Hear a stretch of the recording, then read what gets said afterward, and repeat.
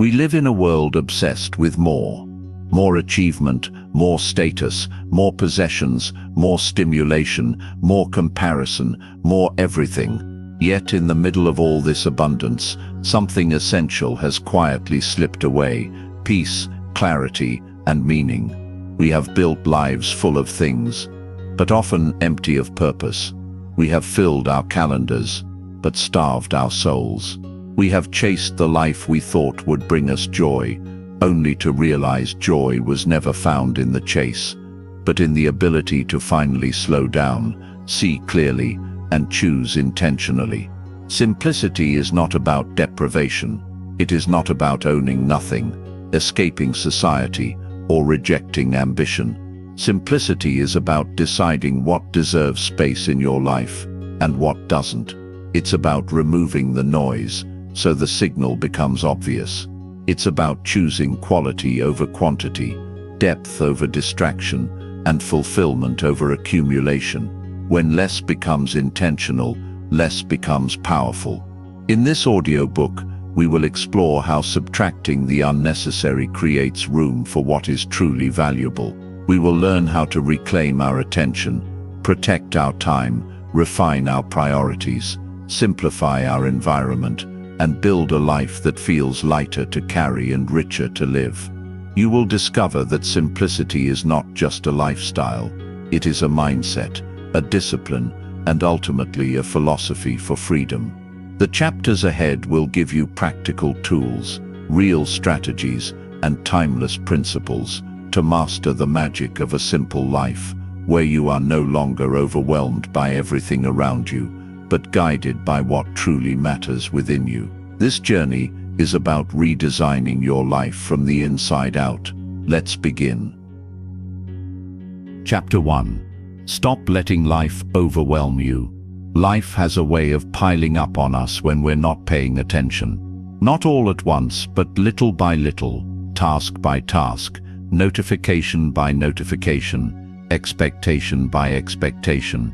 And before we know it, we aren't living our lives anymore. We're managing them, we're reacting to whatever comes at us, instead of directing where we want to go. It feels normal because everyone around us seems to be struggling the same way. But just because something is common doesn't mean it's okay. Being overwhelmed is not a sign of a full life. It's a sign of a cluttered one. Overwhelm happens when everything tries to matter at the same time. Every email, every message, every responsibility, every option, every request, every headline, everything demands your immediate attention. And when everything demands your attention, you end up giving your attention to nothing meaningful. You feel busy, but not productive. Active, but not fulfilled. Stimulated, but not satisfied. It's exhaustion without progress. And that's the trap. You can spend years in motion without ever moving forward. The first step toward a simpler life is not buying fewer things or cleaning out closets. The first step is stopping the automatic flood of demands on your time, attention, and energy. You must interrupt the pattern of reacting to everything and start choosing what is worth responding to. That requires awareness. It requires the ability to pause. It requires you to ask yourself a simple but powerful question. Is this important, or is it just loud? Loud things overwhelm you. Important things grow you. When you stop letting life overwhelm you, you begin to notice something interesting. Not everything needs your involvement. Not everything deserves your worry. Not every problem is yours to carry. Some problems belong to time, some belong to other people, and some were never problems to begin with. They were just noise. You also start to realize that many of the things that overwhelm you exist only because you never questioned them. You accepted every invitation. You agreed to every responsibility. You held on to every expectation. You said yes when you should have said no. Overwhelm is rarely something life does to you. More often it's something you allow by default. That may sound uncomfortable, but it's actually good news, because if you allowed it, you can also change it. Stopping overwhelm doesn't require perfect discipline. it requires ownership. Ownership of your time, ownership of your choices, ownership of your boundaries. Without ownership, your life belongs to other people's priorities, other people's urgency, and other people's desires.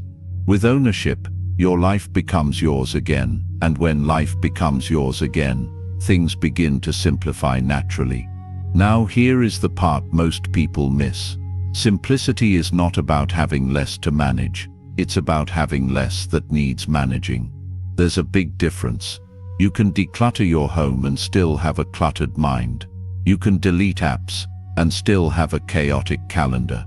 You can organize your tasks and still feel emotionally overloaded.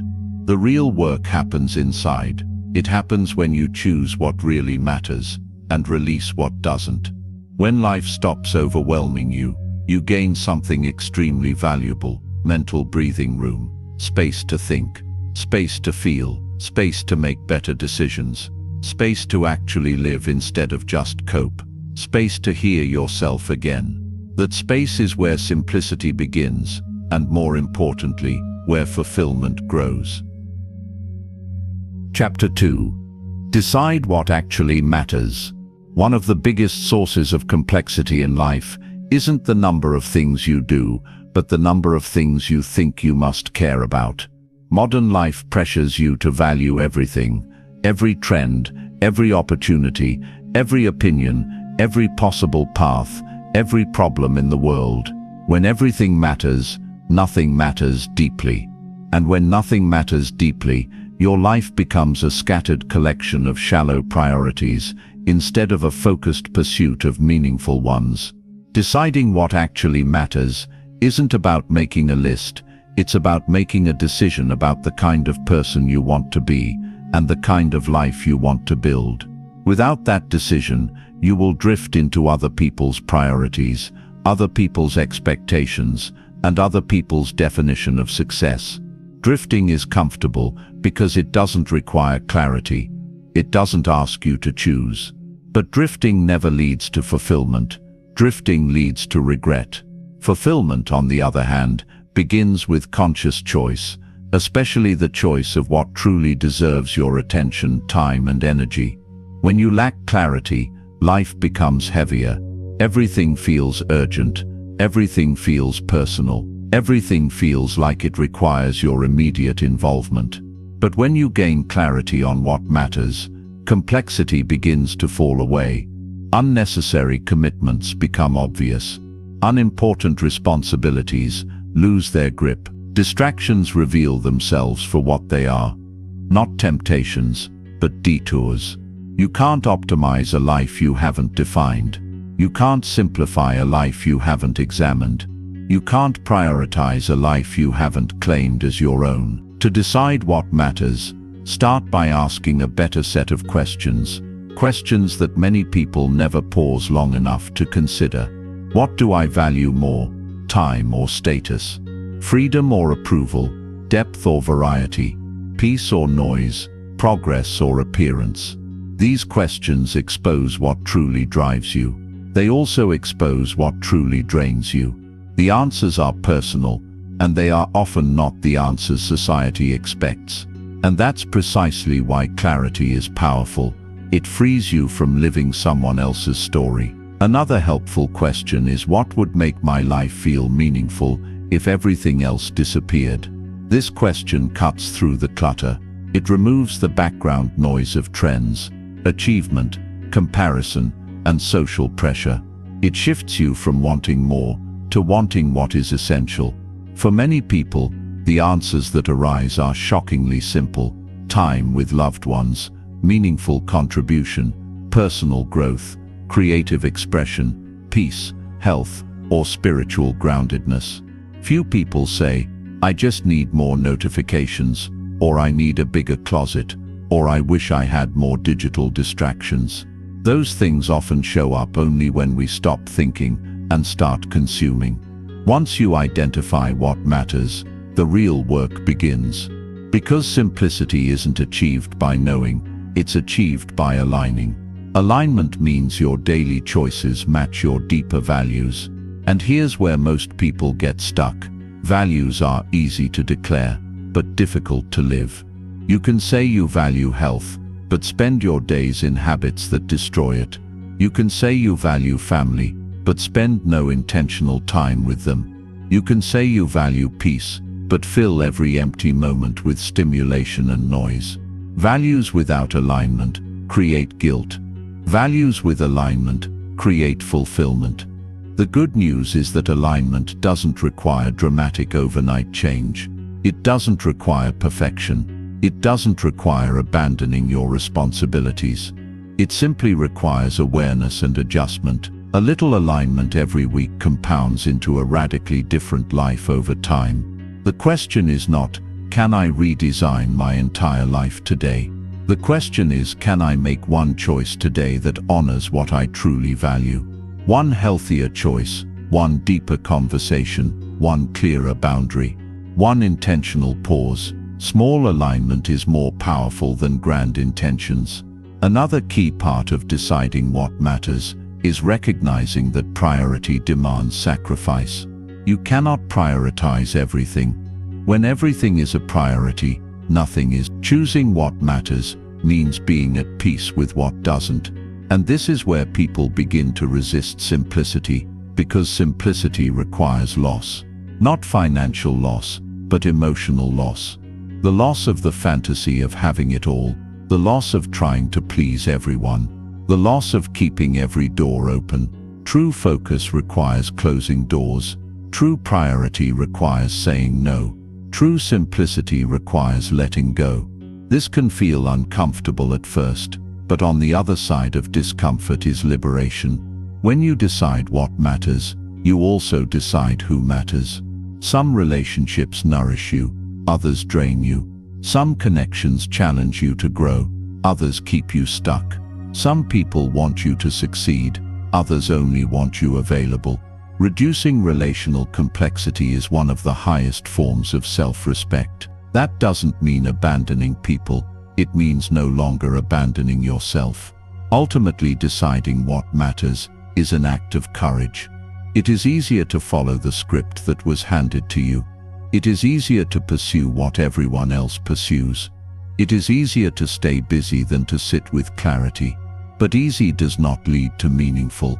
Easy leads to predictable. Easy leads to average. Meaningful begins when you choose direction rather than drift.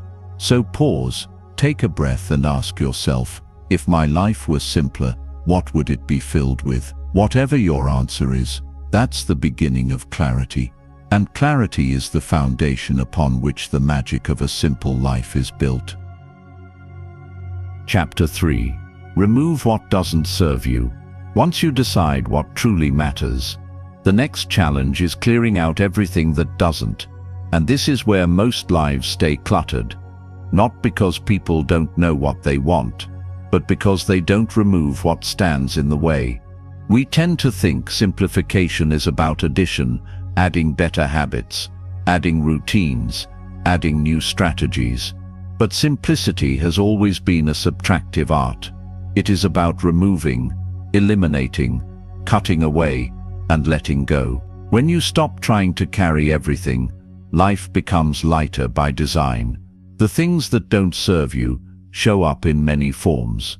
Some are obvious, like toxic relationships or time-wasting habits. Others are subtle, like outdated beliefs, hidden expectations, unnecessary obligations, and goals you no longer genuinely care about, but continue to pursue out of habit, ego, or fear of disappointing others. Life becomes complicated, not because we keep seeking joy, but because we keep holding on to everything we've outgrown. Start by looking at where your time goes. Time is the clearest indicator of what is consuming your life. You may discover that you are investing hours in activities that drain you, commitments that don't matter, and distractions that steal your attention without giving anything meaningful in return. Not everything that is enjoyable is valuable, and not everything that is valuable is enjoyable. But when something consumes your life without contributing to it,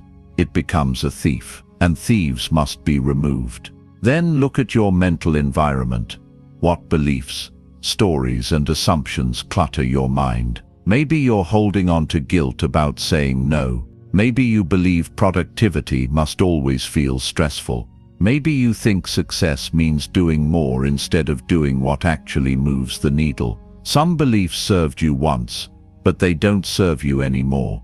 They belong to an older version of you, a version who didn't know what you know now. Growth requires updates, and updates often begin with unlearning. There is also emotional clutter, old resentments, grudges, comparisons, and attachments that consume energy quietly in the background. Emotional clutter is heavy because it takes space even when you're not actively thinking about it. You can go about your day pretending you're fine, but the emotional load weighs you down like an invisible backpack. Letting go isn't just a poetic idea, it's a practical strategy for reclaiming capacity. You cannot carry both old pain and new possibility. One must be released for the other to arrive. And then, of course, there are people. Not every person you meet in life is meant to stay. Some relationships are meant for a season, others are meant for a lesson, and a rare few are meant for life.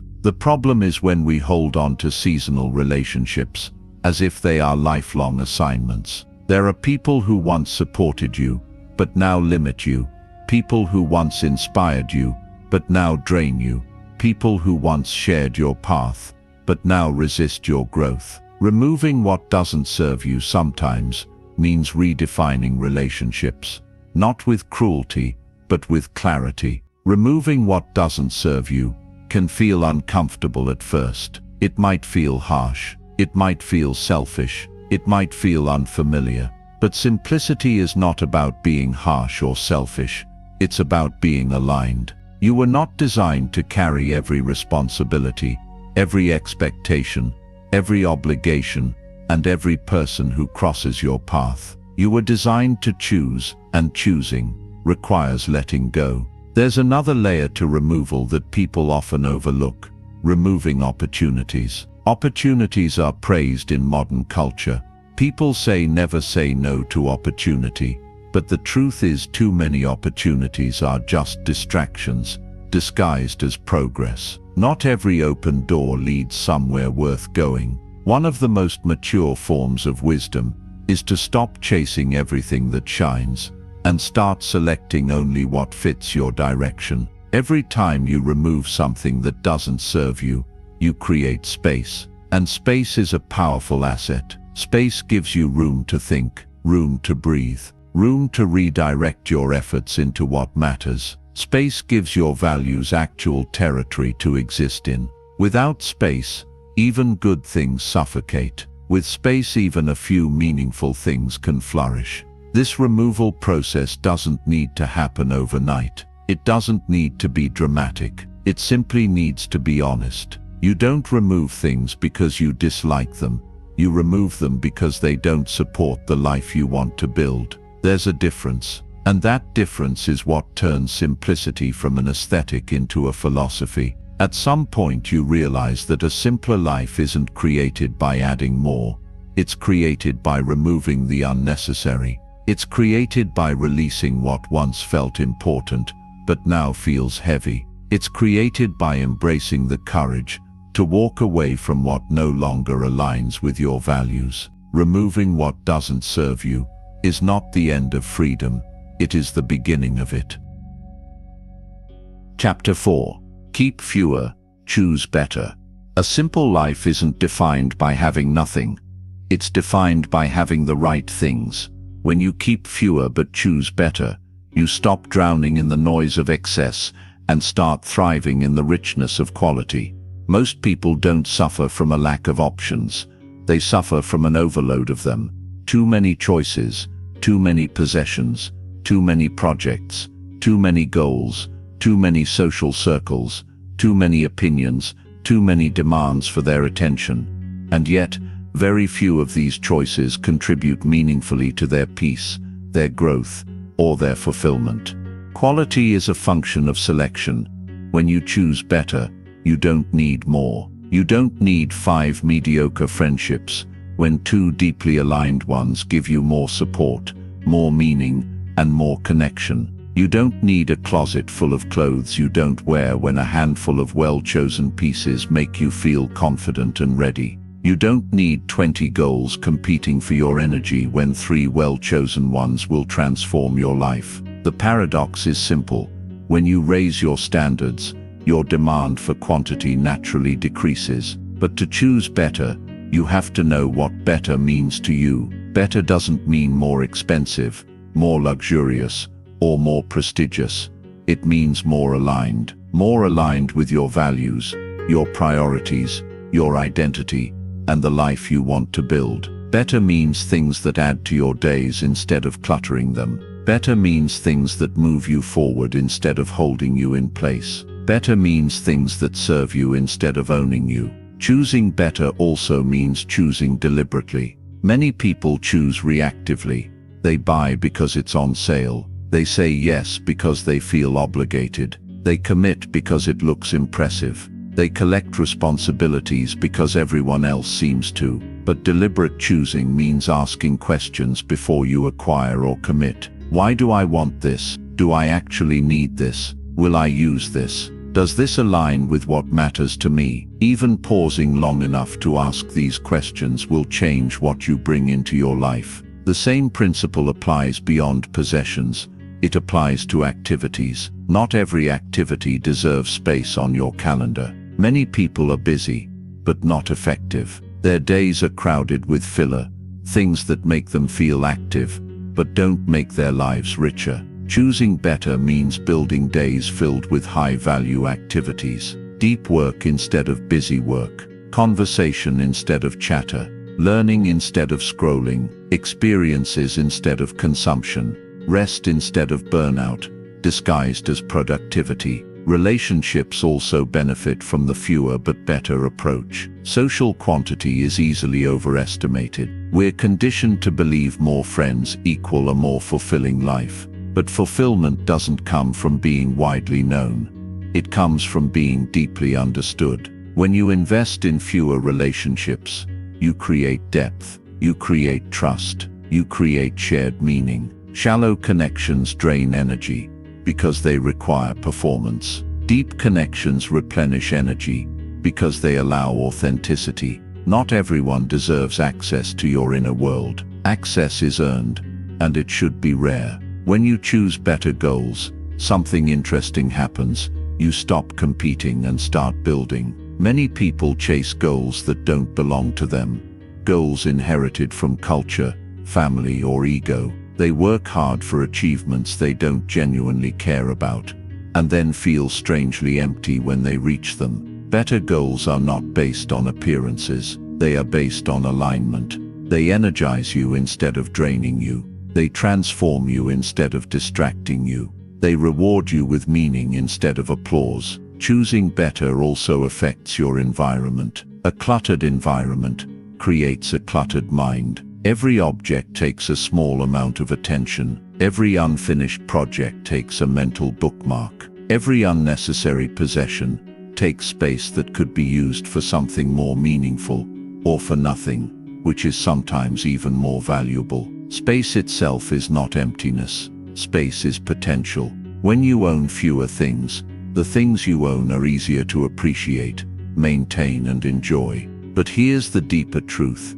Choosing better is a continuous practice, not a one-time decision. Your needs evolve, your tastes evolve, your priorities evolve. What was better for you 3 years ago might not be better for you now. A simple life stays simple because it gets recalibrated. When life feels heavy, it's often a sign that your calibration is overdue. Choosing better also demands patience. Quality rarely appears quickly. Deep relationships take time. Skill mastery takes time. Meaningful goals take time. Acting slowly in a world obsessed with speed feels rebellious, but in the most liberating way. When you choose better, you are no longer impressed by how fast you acquire things. You are impressed by how deeply you experience them. Ultimately, keeping fewer and choosing better is an act of self-respect. It says, my life is too valuable to fill with things that don't matter. It says, I am allowed to be selective. It says, I would rather have a life that is deep, meaningful, and aligned, than one that is crowded, busy, and hollow. And in a world that urges you to accumulate endlessly, that kind of selectiveness is not only powerful, it's revolutionary. Chapter 5. Break free from the pressure to accumulate. We live in a culture that subtly, and sometimes aggressively, teaches us to measure our worth by how much we acquire. More possessions, more upgrades, more achievements, more experiences, more status, more followers, more everything. The pressure is constant. It shows up in marketing, in conversations, in social media, in comparison, in family expectations, and even in the goals we set for ourselves without questioning why we want them. This pressure to accumulate isn't just about owning more things, it's about proving something. Proving success, proving relevance, proving capability, proving identity. But the moment you tie your value to accumulation, you set yourself up for a life of endless chasing. Accumulation has no finish line. There is always another level, a better house, a newer phone, a bigger title, a more impressive milestone. The problem isn't aspiration. Aspiration is healthy. The problem is the inability to feel complete without the next acquisition. When you can't feel satisfied unless you have more, you lose the ability to enjoy what you currently have. Satisfaction gets postponed, gratitude gets muted, presence gets replaced by anticipation. You're always looking ahead, never appreciating now. To break free from this pressure, you must first understand where it comes from. A large part is cultural conditioning. You were born into a world where accumulation is praised and minimalism is misunderstood. Children are rewarded with toys. Teens are rewarded with gadgets. Teens are rewarded with gadgets. Adults are rewarded with upgrades. The message is consistent. More means better. You're not told to curate, to choose intentionally, or to question what you bring into your life. You're told to get, to keep, and to display. Another part comes from comparison. We don't accumulate in isolation. We accumulate in relation to others. If everyone around you seemed content with less, accumulation wouldn't feel necessary. But when everyone is displaying their highlight reels, it creates an artificial benchmark. You don't compare yourself to reality. You compare yourself to presentation. Presentation always looks better, and so you chase. Not for joy, but for parity. Then there's the emotional layer. Many people accumulate to soothe discomfort, shopping to feel better, upgrading to feel relevant, owning to feel secure, buying to feel accomplished. But emotional accumulation is never truly satisfying because it tries to solve internal issues with external solutions. You can fill your closet, your shelves, and your storage units. But if you never fill the internal gaps, the emptiness returns quickly. Fulfillment doesn't come from accumulation, it comes from alignment. Breaking free doesn't mean rejecting possessions or abandoning ambition. It means rejecting dependency on accumulation for identity. It means shifting from acquiring to curating. It means asking, what adds value to my life? Instead of what do other people expect from me? It means choosing based on who you are, not who you're trying to impress. One of the most liberating realizations you can come to is that you don't need to own everything you admire. You can appreciate things without acquiring them. You can enjoy experiences without documenting them. You can celebrate others' success without feeling deficient in your own. When admiration replaces acquisition, life becomes lighter. You also begin to realize that accumulation isn't just physical, it's mental. People accumulate unfinished projects, unmade decisions, unprocessed emotions, and unfiltered information. These invisible forms of accumulation create even more stress than material possessions. You might be surrounded by objects, but what exhausts you is being surrounded by obligations. That's why some people declutter their home and still feel overwhelmed. the mental clutter remains untouched. Breaking free means decluttering both the physical and the psychological. Another overlooked truth: accumulation steals time. Everything you acquire must be managed, cleaned, organized, repaired, upgraded, stored, insured, or replaced. Owning more doesn't just cost money, it costs time, and time is the currency you never get back. When you accumulate without intention, you trade hours of your life for things that often don't contribute to your happiness or growth. There is a different way to live, and it begins with redefining success. Success is not how much you can stack on top of your life.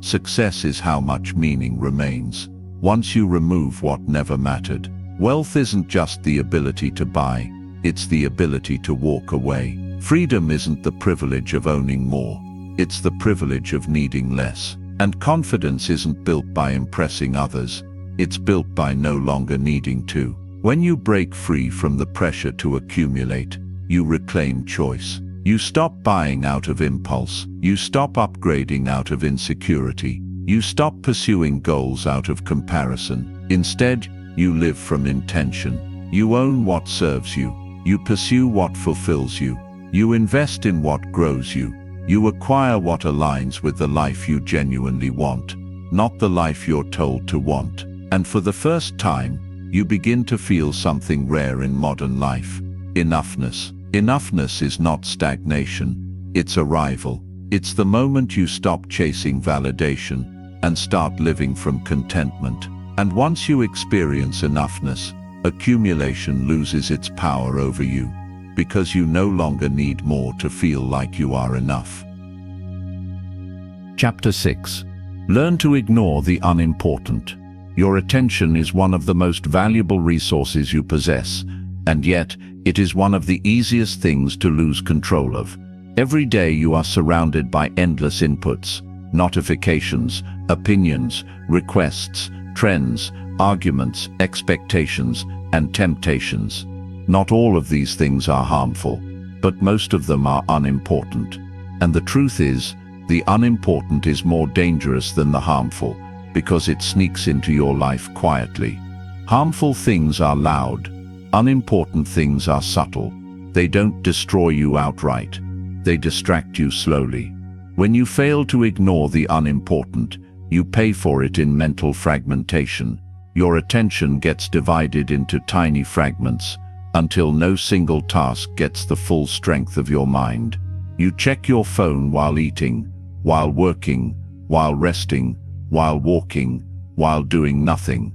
You consume information you don't need, engage in conversations that don't matter, and react to situations that have nothing to do with your goals or values. And the worst part is, you often don't even question it. It just feels normal. Learning to ignore the unimportant is not about becoming indifferent or careless. It's about becoming selective. Selective with your time, selective with your responses, selective with your emotional energy. The world will always present you with more than you can handle. Your job is not to handle everything. Your job is to decide what deserves handling. The skill of ignoring is not laziness. It is intelligence. It is the intelligence to focus on what truly moves your life forward and let everything else fall away. Most people treat their attention as if it were infinite. They assume they can afford to care about everything. But attention is limited. You only get so much per day, and once it's spent, it's gone. If you use it on gossip, distractions, arguments, comparisons, and random stimulation, don't be surprised if you have nothing left for creativity, growth, relationships, or meaningful work. Focus requires capacity. Capacity requires guarding your attention. A good place to begin is by asking a simple question whenever something demands your involvement. Is this mine? Not every problem is your problem. Not every conversation is your conversation. Not every fight is your fight. Not every crisis is your crisis. We have a tendency to inherit the stress of others, the expectations of others, and the urgency of others. But when you say yes to things that don't belong to you, you automatically say no to things that do. Another helpful question is, does this change anything important? Many things that feel urgent are actually irrelevant. You could spend hours defending an opinion online, arguing with someone who won't change their mind, consuming news that won't change your life, or keeping up with trends that will be forgotten next month. Modern society rewards reaction, not reflection, but your life improves through reflection, not reaction. Ignoring the unimportant also applies to emotions. Not every emotion deserves a response. Not every impulse deserves action. Not every thought deserves attention. You can feel something without chasing it. You can notice something without participating in it. Emotional discipline is a form of mental minimalism. It allows you to conserve energy for what actually matters, for decisions that shape your future instead of impulses that last 5 minutes. On a practical level, ignoring the unimportant might look like turning off notifications that don't matter, refusing to check news every hour, unfollowing accounts that trigger comparison, reducing digital noise, or avoiding conversations that drain you. But the real shift is internal. It's the moment you no longer feel compelled to respond to everything, to fix everything, to prove everything, or to be everywhere. Silence becomes a choice. Non-reaction becomes a strategy, and peace becomes a result. We often assume that successful or fulfilled people are the ones who do more. But look closely and you'll notice something interesting. High performers, deep thinkers, and fulfilled individuals are not defined by how much they do. They are defined by how much they ignore. They ignore distractions. They ignore noise. They ignore irrelevant opinions. They ignore drama. They ignore comparisons. They ignore everything that pulls them away from their purpose. Learning to ignore is a form of strength, not avoidance. Avoidance is fear-driven. Ignoring is clarity-driven. Avoidance runs away from responsibility. Ignoring refuses to waste energy on what doesn't matter. One keeps you small, the other keeps you focused. And here's the most freeing part. Ignoring the unimportant is not rude. What's rude is expecting someone to sacrifice their life for trivialities. What's rude is someone demanding your time without considering its value. What's rude is thinking that you owe your attention to anyone who asks for it. You don't. You owe your attention to your values, your goals, your health, your relationships, your peace, and your purpose. When you master the art of ignoring, life becomes quieter. Not because the world changes, but because you stop letting everything into your inner world. And in that quiet, you gain something rare. The ability to hear yourself again. Chapter 7. Treat time as your wealth. Money is often treated as the main currency of life. But if you look closer, the most valuable currency you have never sits in your bank account, it sits on your calendar. Time is the one resource you can never earn back once it's spent. You can lose money and regain it. You can lose possessions and replace them. You can lose opportunities and find new ones.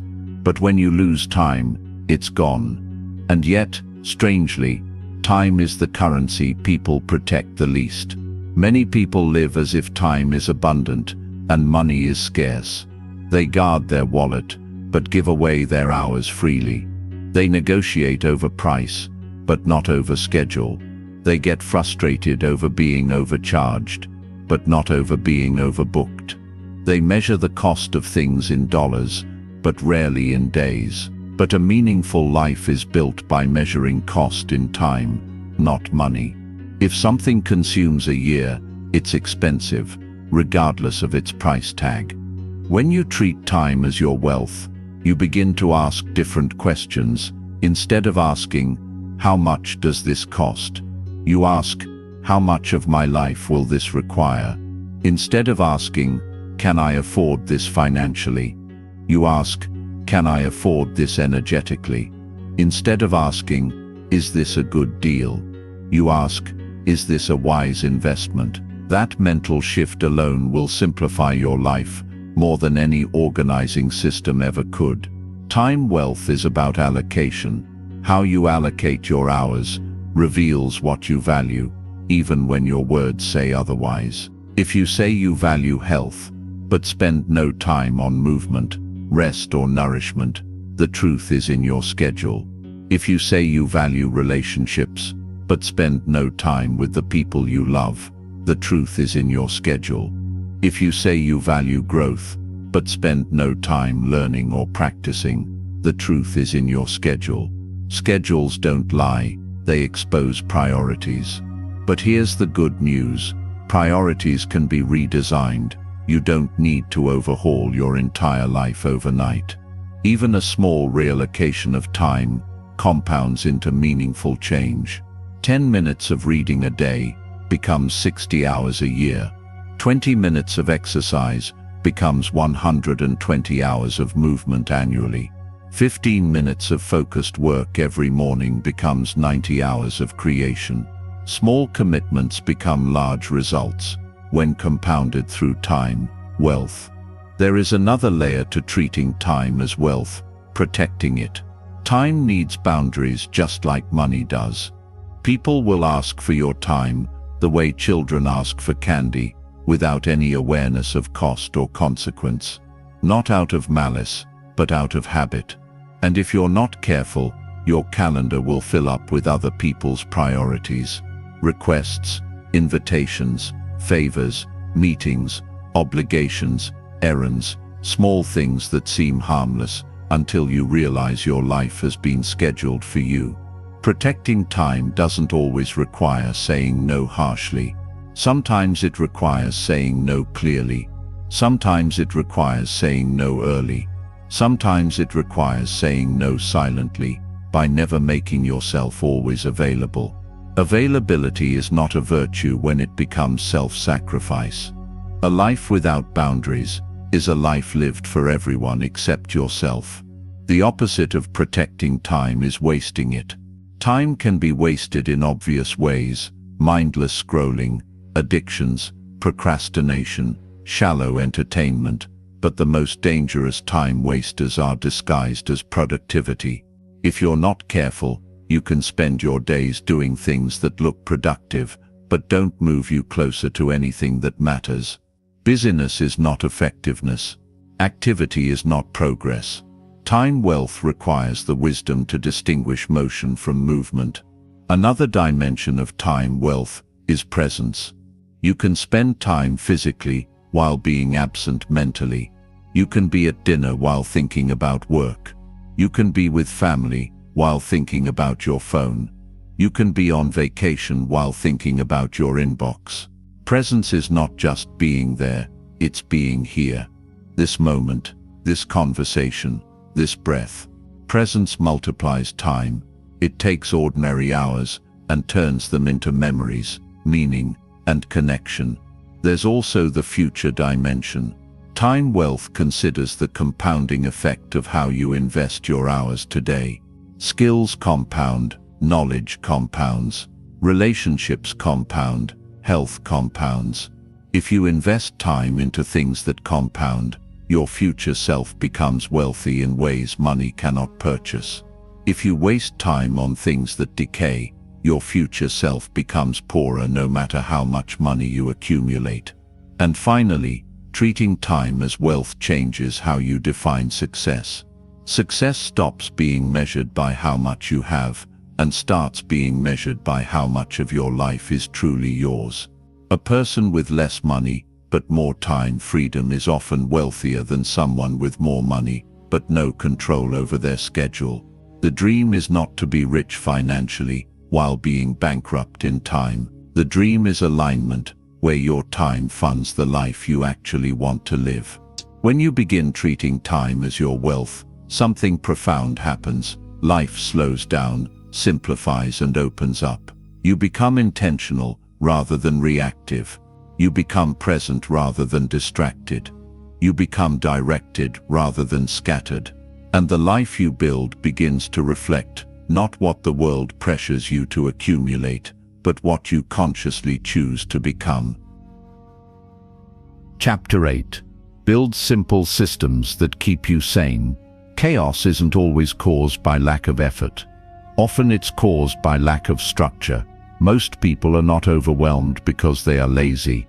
They are overwhelmed because their life requires constant decision-making, constant problem-solving, and constant reacting. Every day becomes a new negotiation with responsibilities, habits, and tasks that should already have a process. The result is decision fatigue, mental friction, and unnecessary stress. Systems are the antidote. Systems reduce chaos by reducing the number of decisions you need to make. When you build simple systems, you create order without having to force discipline every single day. A system is not a complicated software or a rigid routine. A system is simply a repeatable way of doing something, so you don't have to reinvent the wheel every time. You already use systems without realizing it.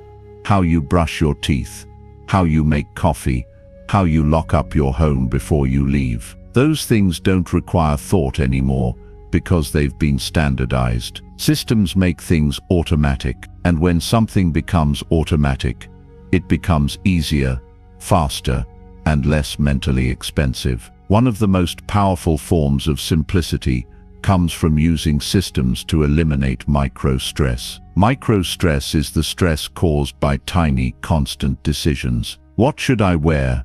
What should I eat? When should I work? What should I do first? Individually, these decisions seem harmless, but when you make hundreds of them every day, they drain your cognitive energy. Decision fatigue doesn't make life harder, it makes life feel heavier. Systems remove that weight. When you build simple systems, you also remove the need for motivation. Motivation is unreliable. It fluctuates. It comes and goes based on mood, energy, weather, and emotion. Systems don't require you to feel inspired. They only require you to execute. That's why people who rely on motivation burn out quickly, while people who rely on systems build consistency quietly. Consistency doesn't come from hype.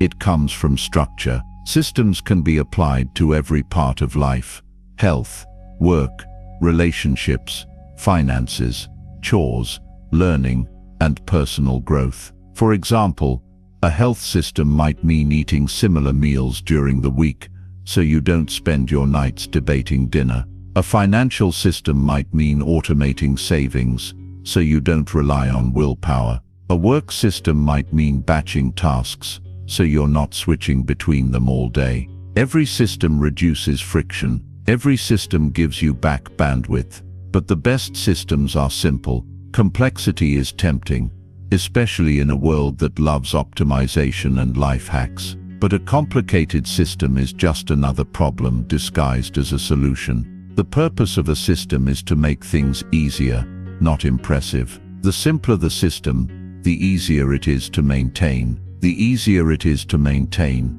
the more likely it is to succeed. Simplicity is a competitive advantage because it survives real life. Systems also protect you from chaos during low-energy seasons. Anyone can manage life when they feel strong, motivated, and well-rested. The real test comes when life gets heavy, when you're tired, when you're stressed, when you're juggling responsibilities, when challenges show up. Systems take over when your willpower collapses. They catch you. They keep you operational. They keep your life from unraveling. A system is a quiet safety net. Another benefit of systems is that they free your mind for more meaningful thinking. When you don't have to obsess over logistics, you create mental space for creativity, problem-solving, connection, and reflection. Life becomes less about managing and more about living. Your brain is not meant to store reminders, schedules, and checklists. It's meant to think, imagine, and make decisions. Systems carry the boring part, so your mind is free for the important part. A powerful way to start building systems is to ask, what do I struggle with repeatedly? Wherever there is repetition, there is an opportunity for systemization. If you are repeatedly late, disorganized, overwhelmed, unprepared, or forgetful about something, That area doesn't need more effort. It needs a system. Systems succeed where willpower fails because systems don't get tired. And here's something rarely talked about. Systems reduce emotional friction in relationships. Many arguments between partners and family members are not about values. They're about logistics. Who will do what? When will it be done? How will it be handled? When there is no system, everything must be renegotiated. When there is a system, responsibility becomes automatic instead of argumentative. Less friction, more harmony. You don't need to overhaul your life to start building systems. Start small. Pick one area that drains you the most and design a repeatable process for it. Over time, these small systems stack, and your life becomes noticeably smoother. Days become less chaotic, routines become less stressful, and your mind becomes less cluttered. When you build simple systems, you are no longer at the mercy of chance, mood, or memory. You are engineering ease. You are removing friction. You are creating structure that supports the life you want to live. And in a world that worships complexity, that kind of simplicity is not only rare, it's sanity. Chapter 9. Slow down to go further. Speed has become the default setting of modern life. We rush to work, rush through tasks, rush through meals, rush through conversations, rush through goals. We even rush through rest, as if slowing down for too long might cause us to fall behind. But behind whom? Behind what? So much of our rushing is driven by fear. Fear of missing out, fear of losing relevance, fear of being outpaced, fear of not achieving enough fast enough. We equate speed with progress, but the truth is, speed without direction is just motion, and motion without meaning eventually leads to burnout. Slowing down is not laziness. Slowing down is not weakness. Slowing down is not a lack of ambition. Slowing down is strategy. It is the art of moving through life with intention instead of impulse. It is the recognition that the fastest path is not always the most effective one. If speed were all that mattered, the people who rushed the most would be the happiest and most fulfilled. But they aren't. In fact, people who rush the most often feel the least satisfaction because rushing forces them to skim life instead of live it. When you slow down, you gain the ability to think. Thinking is underrated in a world obsessed with doing. Deep thought allows you to make better decisions, choose better opportunities, avoid unnecessary mistakes, and invest your time where it actually matters. A rushed mind cannot see clearly. It reacts instead of reflects. It repeats instead of innovates. It accumulates instead of curates. Slowing down gives you access to clarity, and clarity is a multiplier. There is also the emotional dimension. When you move too fast, you stop feeling, you stop noticing the subtleties of life. The warmth in a conversation, the beauty of a quiet morning, the satisfaction of a task well done, the comfort of being present with people you love. Busyness numbs these experiences. It takes richness out of life and replaces it with efficiency. Efficiency may help machines, but it drains humans.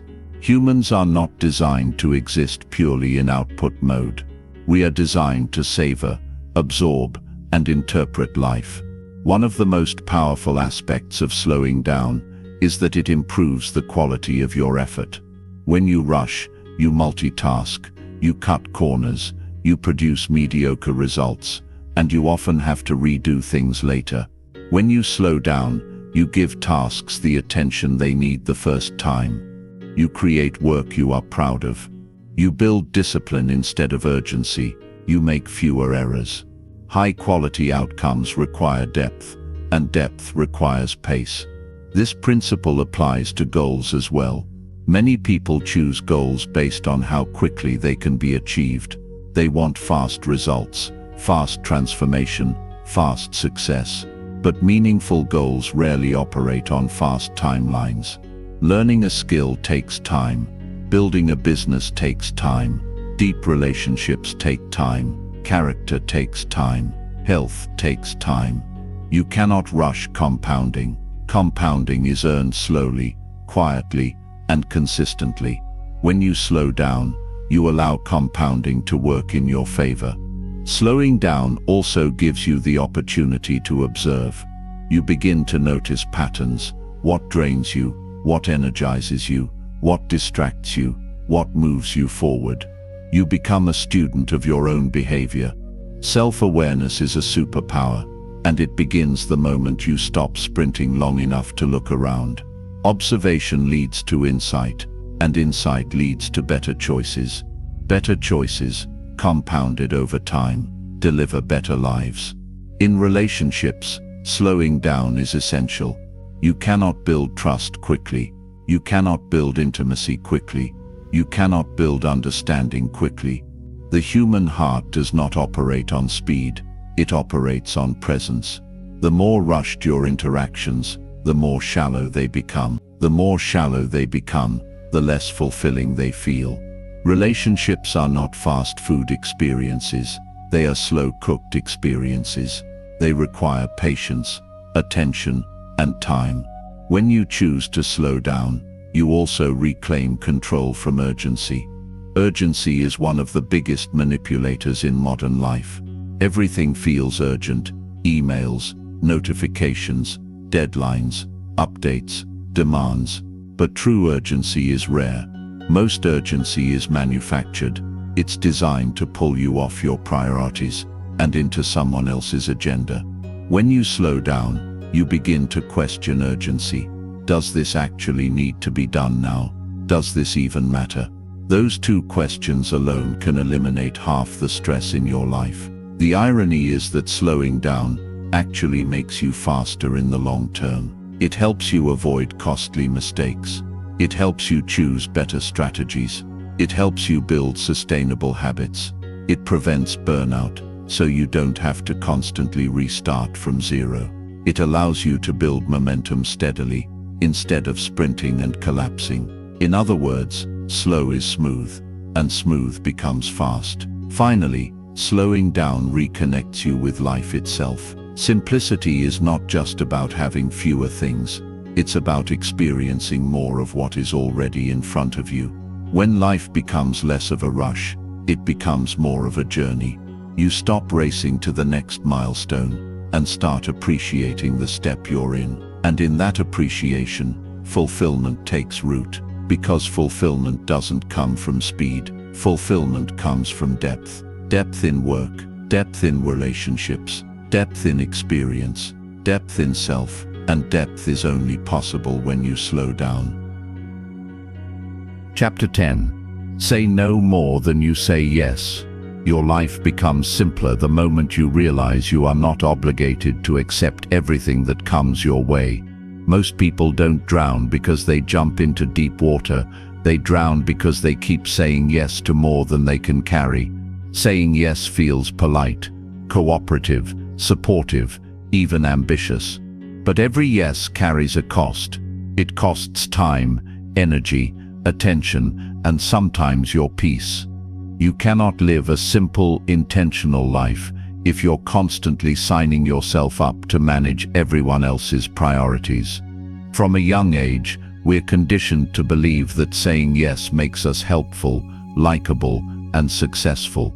But over time, those yeses accumulate. They turn into commitments, expectations, and responsibilities that quietly shape your life. Before you know it, your schedule reflects other people's desires instead of your own. Your time belongs to whoever asks for it first.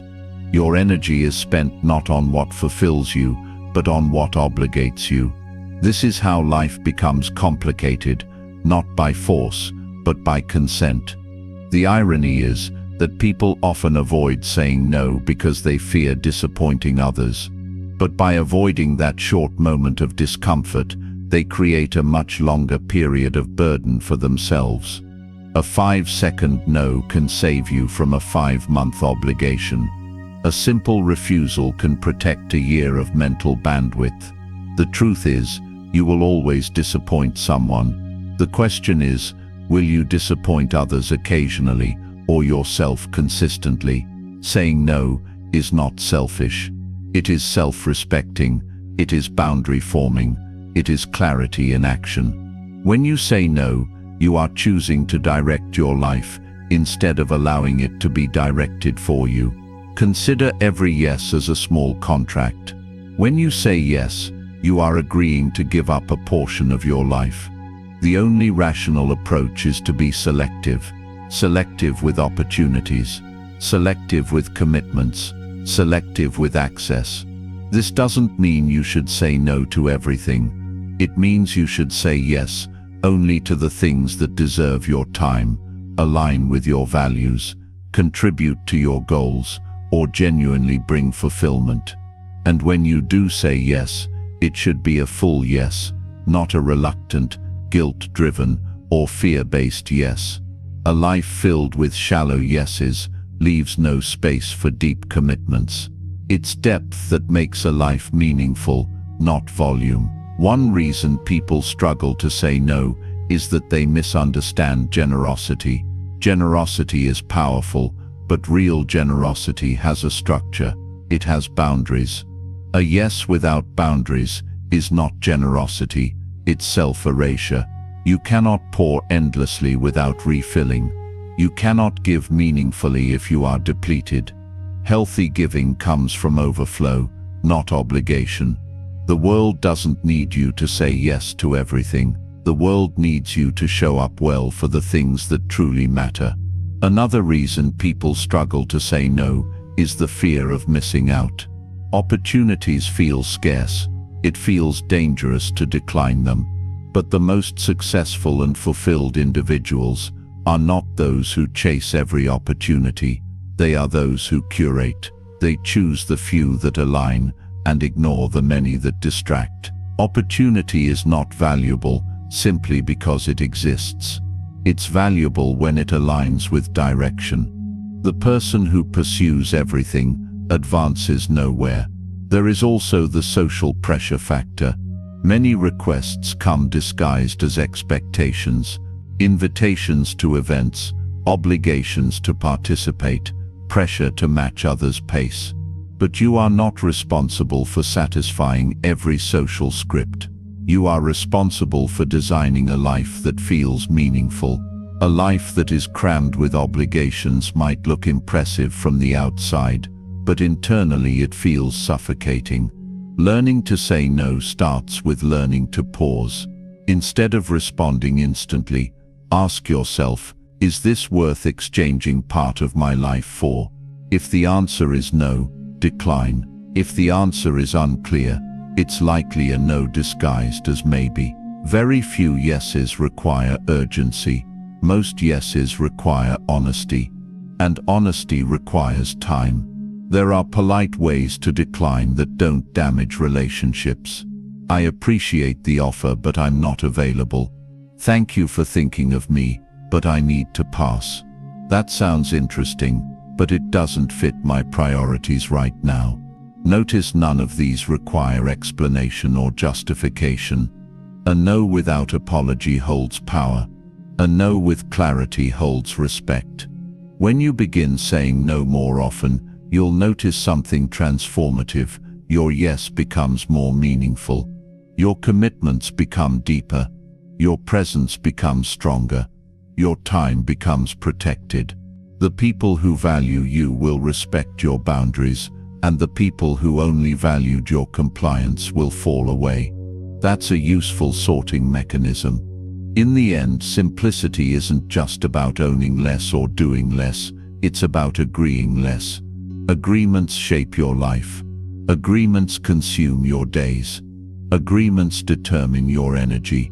The life you want is not built from the yeses you give out of fear or guilt, but from the yeses you give from clarity and intention. Say no more often, so the yeses you choose can actually take you somewhere. Chapter 11. Rewrite your relationship with possessions. Possessions are not just objects. They're symbols, stories, and sometimes even identities. What we own influences how we feel, how we behave, and how we perceive ourselves. Yet most people never examine their relationship with their things. They accumulate by default, keep by habit, display for validation, and replace out of boredom. The result is a life full of objects, but starved of intention. To rewrite your relationship with possessions, you first have to recognize the emotional scripts behind them. People buy for many reasons: comfort, status, security, distraction, reward, escape, thrill, or nostalgia. But rarely do they buy from clarity. Buying becomes a form of self-soothing, a brief sense of control in a chaotic world. For a moment, purchases feel exciting, but excitement fades quickly, and objects turn into clutter. Clutter isn't just physical. Clutter is delayed decision-making. Every item in your space is a decision you postponed: keep, discard, store, fix, use, or ignore. Those undecided decisions create mental weight. When possessions accumulate faster than purpose, life becomes crowded. It becomes harder to focus, harder to move, harder to clean, harder to rest. Visual noise becomes internal noise. People often underestimate how much their environment influences their mind. A messy environment is not harmless. It demands attention. Even objects you're not using still occupy psychological space. They remind you of unfinished plans, abandoned hobbies, or aspirations you never committed to. Objects can become ghosts of who you thought you would be. Rewriting your relationship with possessions doesn't mean living with nothing. It means owning with intention. It means asking, does this support my life or complicate it? The question isn't, do I like it? The question is, does it matter? Many things you like do not matter. Many things that matter are not things you buy. Ownership should be functional, emotional, or meaningful. If something doesn't serve you in any of those three ways, why carry it? This shift reveals an important truth. Possessions should serve you, not own you. People think owning more provides freedom, but often it reduces it. The more you own, the more you must store, clean, maintain, insure, protect, and eventually replace. Ownership has hidden fees. Simplicity reduces those fees. When you own less, you spend less time managing your things and more time living your life. The culture of accumulation tells you that new equals better, but new doesn't guarantee improvement. New simply guarantees novelty. Novelty fades quickly. Utility lasts longer. Meaning lasts longest. When you rewrite your relationship with possessions, you begin to ask, what longevity does this bring? What meaning does this carry? That's when you stop chasing trends and start curating essentials. A surprising benefit of owning less is that appreciation increases. When you have 20 things, you appreciate none. When you have 3 things you truly value, you appreciate all of them. Scarcity breeds appreciation, not abundance. Appreciation is not only emotional, it's practical. If you own fewer clothes, you wear them more, care for them better, and choose them intentionally. If you own fewer tools, you use them more efficiently. If you own fewer entertainment devices, you enjoy them more deeply. Possessions become partners, not props. There is also the identity layer. Many people subconsciously use possessions as identity boosters. Cars, clothes, gadgets, decor, objects chosen, not for personal value, but for social signaling. But social identity built on possessions is fragile. It requires constant updating, upgrading, and displaying. And even if the world applauds, inner fulfillment rarely follows. When your identity no longer depends on what you own, you gain an incredible freedom. The freedom to choose belongings that serve your life instead of your reputation. Rewriting your relationship with possessions also requires redefining enough. Enough is a word rarely used in a consumer-driven world. Enough implies satisfaction. Enough implies completion. Enough implies boundaries. Without a sense of enough, accumulation becomes endless. But enough is different for everyone. Enough isn't minimalism, it's alignment. Enough isn't deprivation, it's contentment. Enough isn't scarcity, it's sovereignty. To make this shift sustainable, focus on subtraction rather than decluttering. Decluttering is an event, subtraction is a mindset. Decluttering removes what you don't want. Subtraction prevents it from returning. Decluttering focuses on the house. Subtraction focuses on the habits. Anyone can declutter a closet. Few people examine the impulse that filled it. When you remove the impulse, image, insecurity, boredom, comparison, your space stays simple because your desires become simple. One more psychological truth: the fewer possessions you depend on, the less fear you carry. Fear of loss decreases. Fear of damage decreases. Fear of replacement decreases. Fear of maintenance decreases. Life becomes lighter. Possessions stop being anchors. They become tools. Tools are used. Anchors keep you stuck. In the end, simplicity isn't about living with the least. It's about living with what matters. Rewriting your relationship with possessions is not a reduction, it's a refinement. It's choosing depth over display, meaning over appearance, and intentionality over impulse. It's the decision to design a life that feels rich, not because of how much you own, but because of how little you need. Chapter 12. Turn down the noise of the world. The modern world is loud, not just in sound, but in stimulation. Noise today comes through screens, conversations, opinions, comparison, entertainment, marketing, and constant connection. It fills your mind before it has a chance to wake up and follows you into sleep if you don't actively shut it off. Most of this noise isn't harmful in the dramatic sense. It's harmful in the cumulative sense. It steals your attention one notification at a time, your peace one headline at a time, your confidence one comparison at a time. And what makes it dangerous is how normal it feels. Noise creates urgency where there is none. It makes the unimportant feel important. It pulls you into conversations you didn't start, battles you didn't choose, and expectations you never agreed to. When life feels overwhelming, it's rarely because you don't know what you want.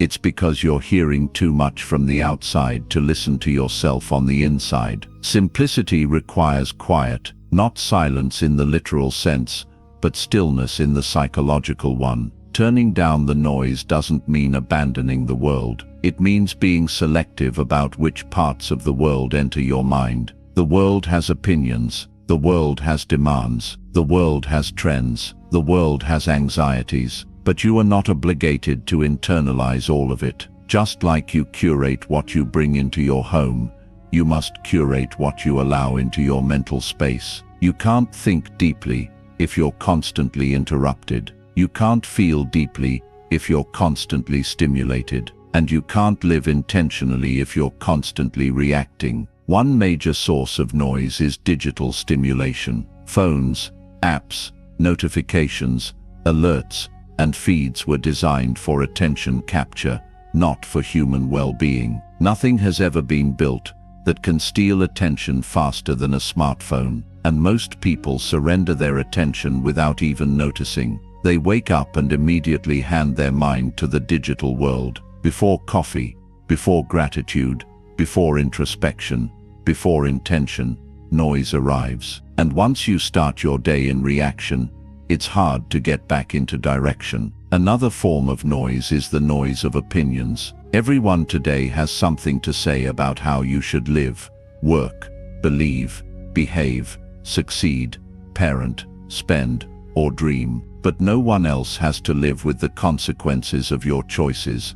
Only you do. Listening to too many opinions makes your life blurry. You stop trusting your judgment. You start outsourcing your decisions. You become a patchwork of other people's expectations instead of a single expression of your own values. Opinions can inform you, but they should never command you. There's also the noise of comparison. Comparison is a constant whisper that tells you you're behind, you're lacking, you're failing, or you're not enough. Social media magnifies this whisper into a chorus. You compare your beginning to someone's middle, your routine days to someone's highlight reel, your inner world to someone's outer performance. But comparison is a thief with a charming disguise. It steals joy, motivation, and clarity. And for what? A scoreboard no one agreed on, and no one wins. Then there is ideological noise, the noise of narratives,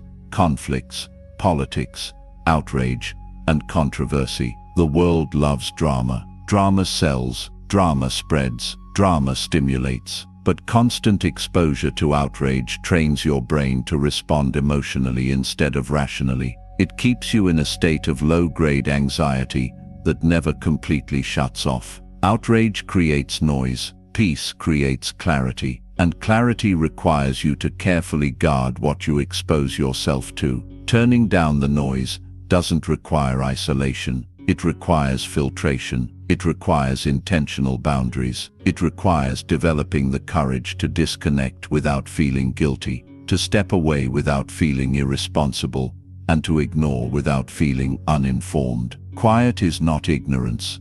Quiet is strength. It's the strength to protect your attention for what actually matters. Practically, reducing noise may look like setting specific times of day for technology, eliminating notifications that don't serve you, putting your phone in another room during important work, or choosing intentional media instead of endless feeds. It may look like unsubscribing from sources that provoke more anxiety than insight, or stepping back from conversations that generate more heat than light. It may look like starting your mornings without screens so your mind wakes up in your life, not someone else's agenda. The deeper layer is learning to create internal quiet. External noise can be shut off with switches and settings. Internal noise requires awareness. Internal noise is worry, rumination, self-criticism, imagined scenarios, replaying past events, or obsessing over future outcomes. When the world is loud,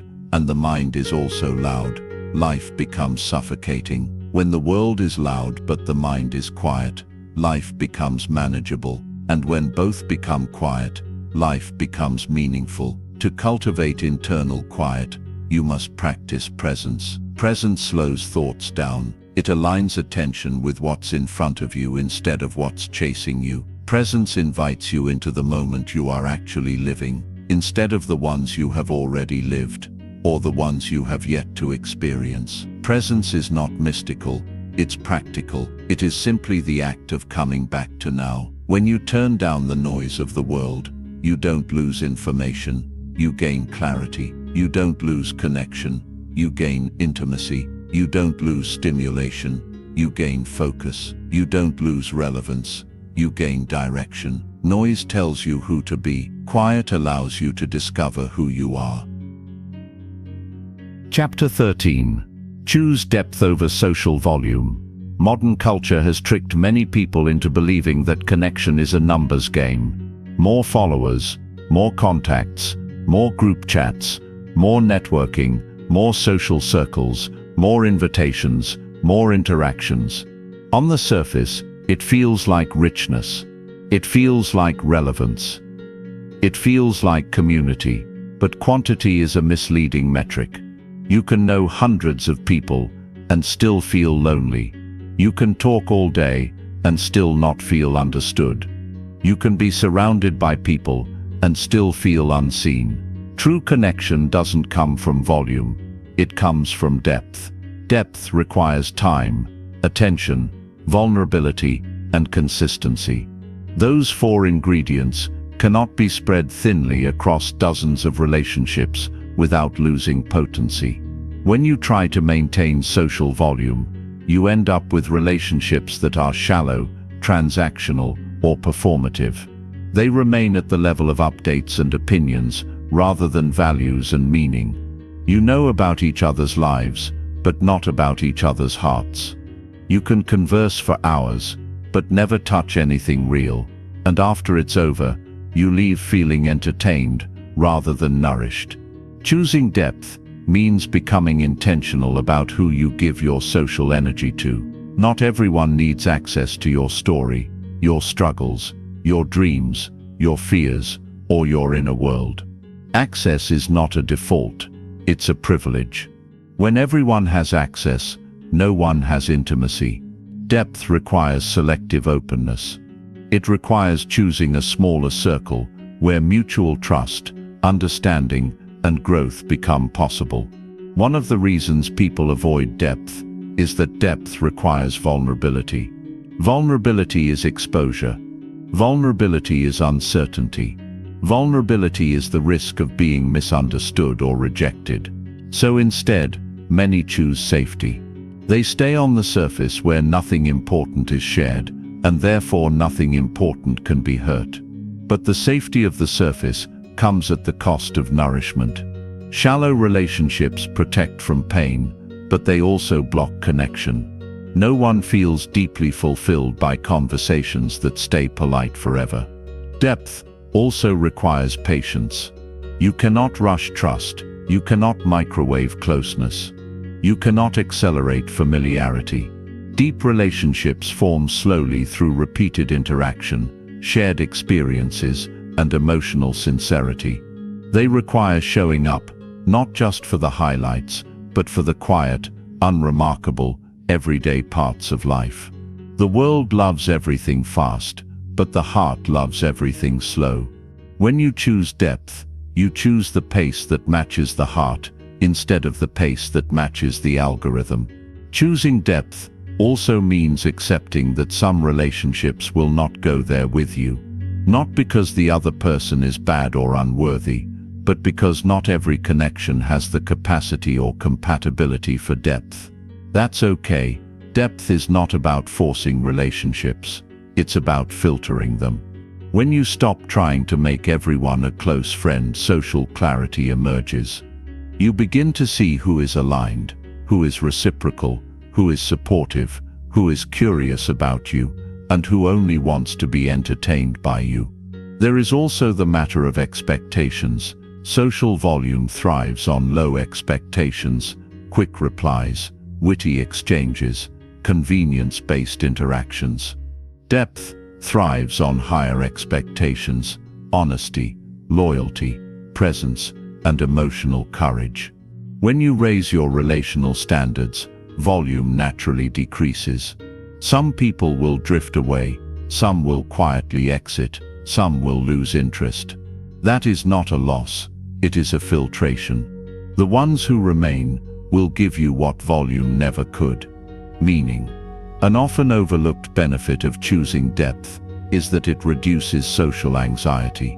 When you stop trying to maintain hundreds of weak ties, you free yourself from the invisible pressure of appearance, performance, and approval. You stop trying to impress and start trying to connect.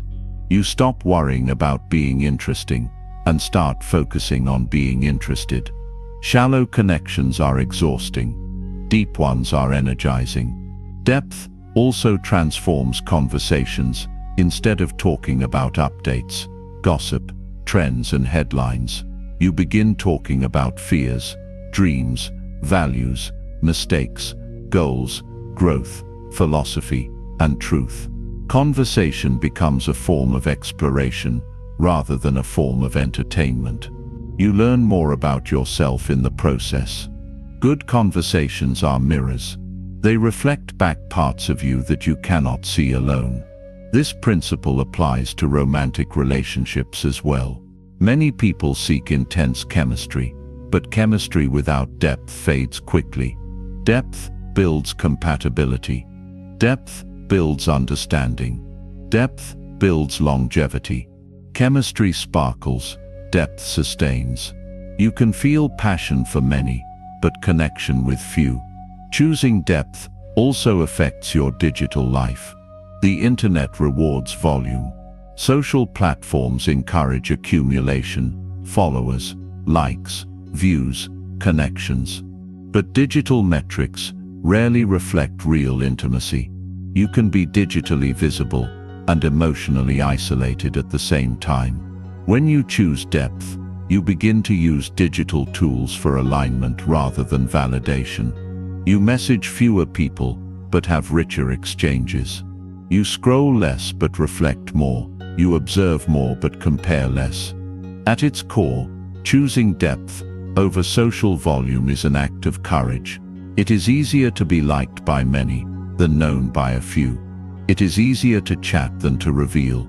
It is easier to perform than to connect. But easier rarely leads to fulfillment. Fulfillment comes from depth. Depth in relationships, depth in conversation, depth in commitment, depth in presence. When you begin choosing depth, social life doesn't shrink, it becomes real. The hollowness dissolves, the noise fades. The pressure to impress drops, and slowly, as depth grows, loneliness retreats, not because you have more people, but because you finally have the right ones. Chapter 14. Automate what doesn't need willpower. One of the biggest misunderstandings about living a disciplined, intentional, and simple life is the belief that you need endless willpower to maintain it. People imagine that the key to productivity, health, financial stability, and personal growth is waking up every day and fighting through resistance with sheer motivation. But motivation is inconsistent, and willpower is limited. If your life relies on daily heroic effort, it will eventually break down. Simplicity isn't built on constant struggle, it's built on structure, and structure becomes powerful when you automate what doesn't need willpower. Automation doesn't always mean technology. It means creating systems, rules, and defaults that remove decision-making from your daily life. Every decision costs energy, even small decisions. What to wear, what to eat, when to start, how to organize, where to store things, can drain mental resources. And when the mind is drained by unnecessary decisions, it has less power for meaningful ones. The person who spends the morning arguing with their mind over tiny choices often arrives at noon exhausted without having done anything truly important. When you automate, you eliminate the need to decide. You eliminate the need to negotiate with yourself. You eliminate the need to rely on motivation. For example, if you automate savings, you don't have to constantly remind yourself to transfer money. It happens without thought. If you automate bill payments, you don't have to track due dates. If you automate certain meals during the week, you don't have to waste energy debating dinner every night. These small automatisms accumulate into a lighter life. There's also automation through habit design. Habits are simply behaviors that have been automated through repetition. Once a habit is in place, it removes friction. You don't need to convince yourself to brush your teeth or wear clothes. It happens automatically. The same can happen for reading, walking, exercising, stretching, journaling, or practicing. The mistake people make is trying to rely on intensity instead of sovereignty. Intensity says, do more today. Sovereignty says, make it automatic so I don't have to think about it tomorrow. Defaults are another form of automation. A default is a pre-made decision that guides behavior without needing deliberation. For example, a default bedtime protects your sleep. A default no-screen hour protects your attention. A default work block protects your productivity. A default weekly planning session protects your alignment. Defaults remove uncertainty, and uncertainty is expensive. The more uncertain your day feels, the more chaotic it becomes. Automation can also mean building if-then rules for yourself. These rules reduce ambiguity and prevent emotional decision-making. For example, if it's Monday, I learn. If it's Wednesday, I work out. If it's Friday, I review finances. If I'm anxious, I go for a walk. If I'm overwhelmed, I journal. These simple rules free you from negotiating with your feelings every time. Feelings are inconsistent. Rules are consistent. One powerful benefit of automation is that it frees willpower for creativity, problem solving, and growth. Willpower is a finite resource, but most people waste it trying to start things that could have already been started by systems. If you don't automate, life becomes a series of manual tasks that constantly require activation. Automation reduces activation energy. It makes hard things easier and easy things effortless. The resistance to automation often comes from perfectionism. Some people believe that structure kills spontaneity, but structure doesn't kill spontaneity. Chaos does. Chaos consumes your attention, time, and confidence. Structure creates space. When small tasks are automated, you gain the freedom to choose how to use your remaining energy. You gain time for creativity, presence, and play. Automation doesn't make life rigid. It removes the friction that prevents fluidity. There is another layer to consider: emotional automation. Emotional automation doesn't mean suppressing feelings.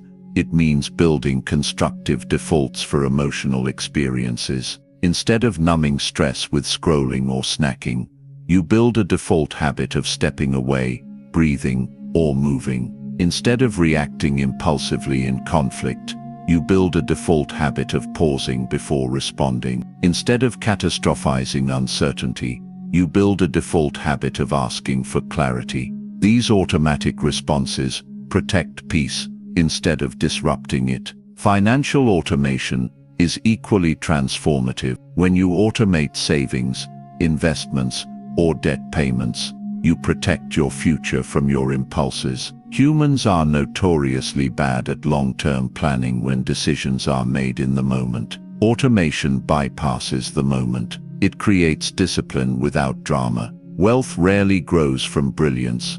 It grows from consistency. The deeper benefit of automation is the removal of shame. When everything depends on motivation and willpower, failure feels personal. You begin to believe you are weak, lazy, or undisciplined.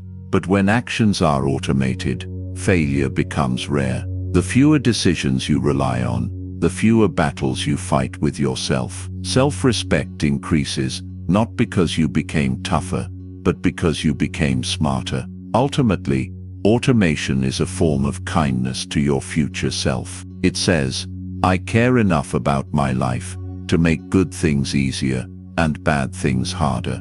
When you automate what doesn't need willpower, you stop living by reaction and start living by design. And design is the foundation of simplicity. Chapter 15. Adopt simplicity as a life philosophy. Simplicity can begin as a tactic: cleaning a drawer, organizing a schedule, saying no more often, removing distractions. But tactics alone won't transform your life. For simplicity to become powerful, to become sustainable, to become freeing, it must evolve into a philosophy. A philosophy is not something you do occasionally. It's something that shapes how you think, how you choose, how you evaluate, and how you live. When simplicity becomes a philosophy, it stops being a phase and starts being an identity. Most people encounter simplicity as a reaction. They simplify because they're overwhelmed, because they're exhausted, because life has become too heavy, too busy, too loud, or too complicated. But reaction-driven simplicity is temporary. It fixes the immediate crisis, and then old habits return. That's why so many people declutter their homes, only to fill them again, or simplify their schedules, only to overload them again. Without a shift in philosophy, the environment changes briefly, but the mindset stays the same. A philosophy of simplicity asks a deeper question: what kind of life is worth living? Not in the poetic sense, but in the practical one. A life where you have space for relationships, for creativity, for rest, for growth, for health, for love, for presence. A life where you are not constantly rushing through everything just to get to the next thing. A life where value is measured not by accumulation, but by alignment. When simplicity becomes philosophical, it influences how you define success. Instead of judging success by how much you acquire, you begin to judge it by how much of your life is truly yours, how many of your days reflect your values, how many of your choices come from intention rather than obligation, how much time you have for what matters, instead of what distracts. The richest life is rarely the one with the most possessions, but the one with the least regret. One major shift that happens when simplicity becomes a philosophy is the recognition that trade-offs are unavoidable. You can't say yes to everything and also live a meaningful life. You can't maintain unlimited relationships and still have deep ones. You can't chase every opportunity and still master one. You can't consume infinite content and still hear your own mind. A philosophy of simplicity embraces limitation, not as deprivation, but as selection. Selection is power. Selection is identity. Selection is freedom. Simplicity also changes how you relate to time. Time stops being something you squeeze productivity out of and becomes something you protect. You begin to see time not as an empty container to be filled, but as a resource to be honored. You slow down intentionally. You rest without guilt. You stop apologizing for boundaries that keep you sane. You stop believing that busyness is a badge of honor. Instead, you begin to admire spaciousness, clarity, and balance. Another hallmark of a simplicity philosophy is detachment from external noise. You stop letting trends dictate your priorities. You stop letting comparison dictate your worth. You stop letting social pressure dictate your decisions. You begin to build a life that feels true, even if it doesn't look impressive. And that is rare in a world trained to value appearance over authenticity. But perhaps the most powerful shift is this: simplicity becomes proactive instead of reactive. You don't wait for life to get chaotic before you simplify. You simplify to prevent chaos. You don't wait for burnout before you rest. You rest to prevent burnout. You don't wait for clutter before you declutter. You curate so clutter never arrives. Simplicity becomes maintenance instead of repair. It becomes prevention instead of recovery. This philosophy also makes room for joy. When life is overcrowded, joy has no space to land. When life slows and simplifies, joy becomes more noticeable. Not dramatic joy, but quiet joy.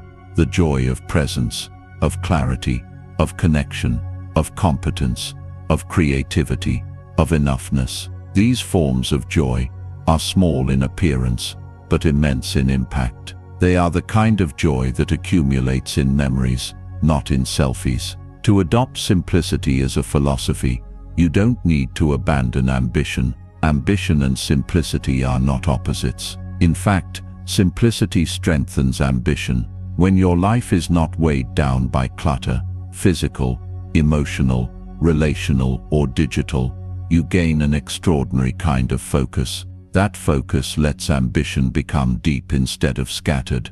You pursue fewer things, but achieve more through them. Philosophical simplicity also changes how you approach desire.